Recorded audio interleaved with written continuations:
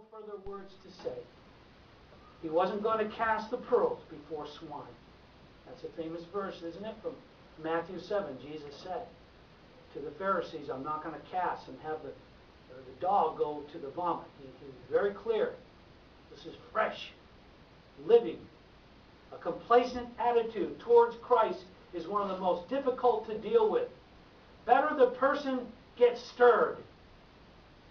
You know what happened in Laodicea? Remember? It says, you are lukewarm. I want you to be cold and get the cold drink. Or I want you to be hot and get the hot drink. Because that came out of the mountains. The beautiful water came in Laodicea. It's actually a place in Asia over towards Turkey. And the water came out cold on that side. And the water came out hot from the hot springs on that side. But then the middle part was just this kind of scum with the place of the overflow. And there was Jesus, and John in Revelation 3 said, take the cold water. Just go, it's a hot day. Or take the hot water when it's cold. Oh, nice hot tea. But don't take the scum water in the middle. Don't be lukewarm. Amazing thing here. None of that happens here. We are enthusiastic like the Bereans. Some of the people became followers of Paul and believed. Among them was Dionysius, they're mentioned by name, a member of Areopagus, also a woman named Damaris, and a number of others. Get your name in the Bible because you believed. You weren't complacent. I don't know. I'll think about that next year, next Easter. I'll come back. Help us, God. We're all like that. There were a few. And of course, as church history goes, we do find that there was a church established in Athens. And some of the early church leaders came from that church. They were beautiful people. But it's just that day, Paul had been turned away.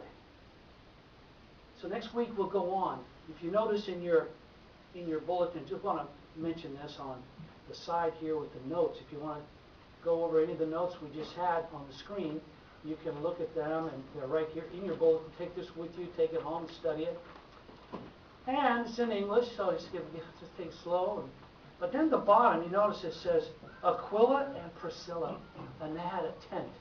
You know what? Paul met a couple named Aquila and Priscilla. Priscilla was his wife. She was actually kind of the more godly one. Aquila, great guy.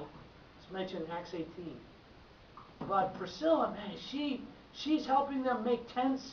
She's getting all the cloth. She's doing the sewing, whatever. And Paul joins them. He says, you're a great couple.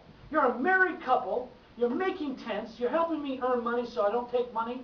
And all of a sudden, you're turning the world upside down. You're a married couple that has purpose. Tent making skills. You know, some people here work jobs and they make tents. And that is amazing. Some ladies here work full-time job. And they are hard workers and making tents all day. And they put the tent up. It was a beautiful tent. It took a lot of work. And they made some money. And that's what built the New Testament church. People like Priscilla. Today's Parents' Day. Aquila and Priscilla. Amazing people. You do something for God, it is not forgotten. Your name is written. Amen. Let's bow. Oh, Father, thank you so much. Oh, you are so beautiful to us. Bless us now as we conclude our time together. In Jesus Christ. Amen. All right. I pray that you can come up and lead us in our